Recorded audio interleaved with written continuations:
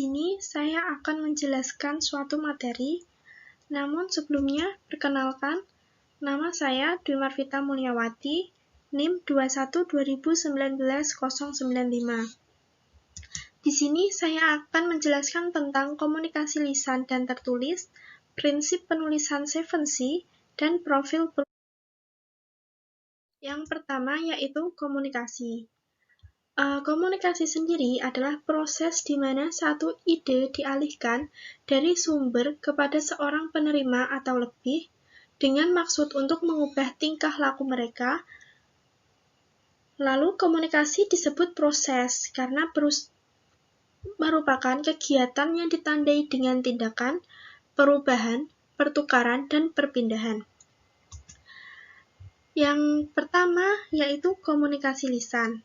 Komunikasi lisan adalah komunikasi di mana pesan atau informasi dipertukarkan dengan kata-kata yang diucapkan. Yang kedua yaitu komunikasi tertulis.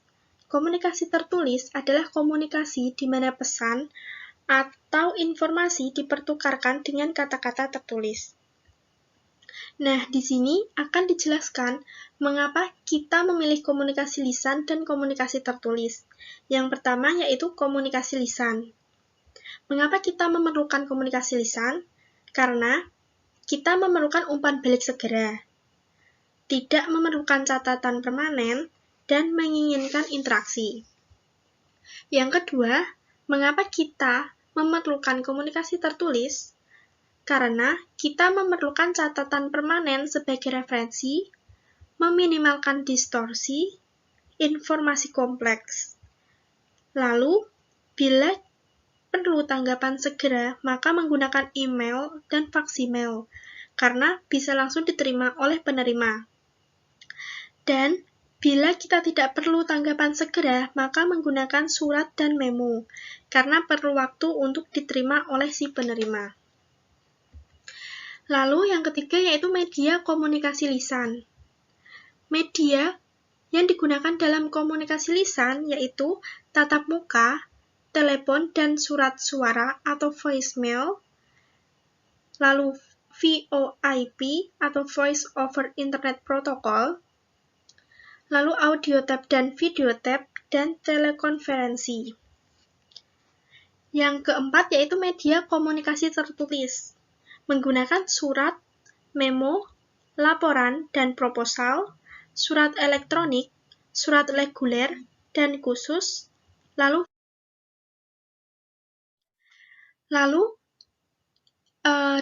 elemen penting dalam komunikasi. Yang pertama yaitu sumber. Sumber sendiri membuat dan mengomunikasikan pesan. Lalu penerima. Penerima menerima pesan dari sumbernya. Yang ketiga, pesan, yaitu stimulus atau makna yang dihasilkan oleh sumber bagi penerimanya. Yang keempat, yaitu saluran, yaitu cara pesan berjalan antara sumber dan penerima.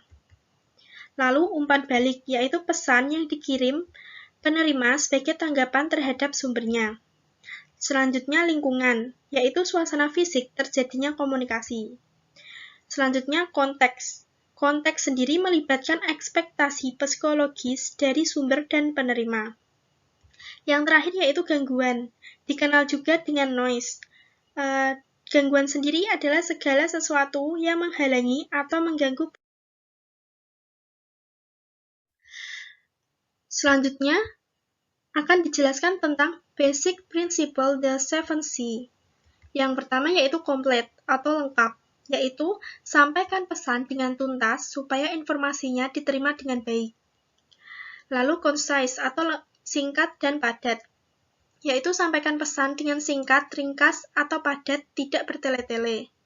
Yang ketiga considerate atau perhatian, yaitu sampaikan dengan penuh simpatik dan pembaca dapat memahami informasi yang disampaikan. Yang keempat konkret, yaitu pesan yang disampaikan adalah sesuatu yang konkret atau nyata, bukan sesuatu yang abstrak. Lalu, correct atau benar, yaitu pesan atau informasi yang disampaikan harus benar alias tidak mengada-ngada.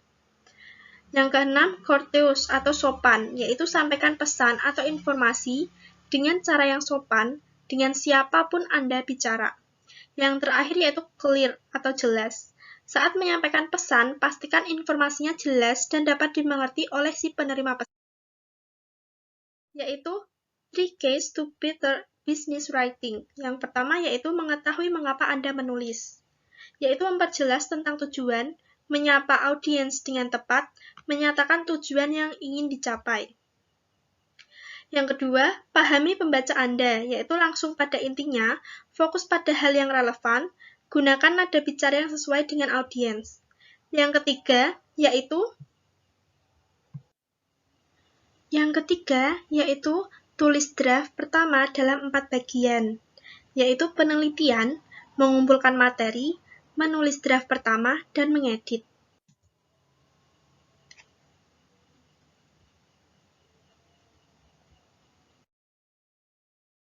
Selanjutnya, yaitu proses komposisi. Yang pertama yaitu perencanaan, yaitu maksud atau tujuan komunikasi, audiens yang menerima pesan, ide pokok atau main idea pesan-pesan yang akan disampaikan, saluran atau media yang akan digunakan untuk menyampaikan pesan. Yang kedua yaitu pengorganisasian, mengorganisasikan ide-ide dan dituangkan dalam draft melalui proses, yaitu merangkai kata, merangkai kalimat, merangkai paragraf, memilih ilustrasi yang diperlukan untuk mendukung ide pokok bahasanya. Yang terakhir yaitu revisi, yaitu telaah maksud dan isi pesan yang meliputi substansi pesan, gaya penulisan, struktur kalimat, tingkat pemahaman, cek, recek, revisi, dan perbaikan, serta mencapai rencana. Lalu, penentuan tujuan merupakan langkah awal dalam merencanakan. Selanjutnya, tujuan komunikasi bisnis secara umum. Yang pertama yaitu memberikan sebuah informasi. Informasi yang dimaksud di sini adalah informasi yang memiliki kaitan bersama aktivitas dengan berbagai pihak. Contohnya, seorang sales yang ingin meningkatkan target pencapaiannya, maka ia akan berusaha untuk memasang iklan di berbagai media. Masing-masing media ini memiliki kelebihan serta kekurangan, baik itu dari sisi biayanya maupun dari sisi impact yang didapat. Cara penyampaian informasi dalam setiap media juga dapat menjadi sebuah faktor penentu keberhasilan iklan tersebut. Yang kedua yaitu memberikan persuasi. Persuasi adalah cara terbaik untuk melakukan komunikasi yang dapat digunakan saat ingin mempengaruhi dan meyakini orang lain. Persuasi juga sering dilakukan dalam aktivitas pemasaran agar dapat mempengaruhi orang untuk membeli sebuah produk atau juga dalam penegasan saat melakukan konfirmasi pesanan konsumen agar tidak terjadi kesalahan dalam pemesanan. Yang ketiga yaitu melakukan kolaborasi. Kolaborasi merupakan satu bentuk kerjasama dan interaksi pihak-pihak yang terlibat secara langsung dan tidak langsung yang dapat menerima akibat dan manfaat adanya komunikasi inilah yang membuat kerjasama bisnis dapat dilakukan dengan lebih mudah. Komunikasi bisnis ini dapat dilakukan dengan berbagai media, contohnya melalui telepon, email, dan berbagai media. Yaitu mengapa tujuan harus dijelaskan. Yaitu karena membantu mengarahkan untuk mencapai tujuan yang dikehendaki dan membantu proses pengembalian keputusan yang mencakup keputusan untuk meneruskan pesan, keputusan untuk menanggapi audiens, keputusan untuk memusatkan isi pesan, dan keputusan untuk menetapkan media yang akan digunakan. Selanjutnya yaitu profil perusahaan. Profil perusahaan atau company profile merupakan sebuah media atau alat yang bermanfaat untuk memberikan informasi atau gambaran secara lengkap mengenai detail perusahaan. Secara umum, company profile memiliki peran sebagai alat marketing yang ditunjukkan untuk memperoleh klien. Bisa dikatakan bahwa company profile memang wajib dimiliki oleh setiap perusahaan yang sedang beroperasi. Lalu, fungsi profil perusahaan.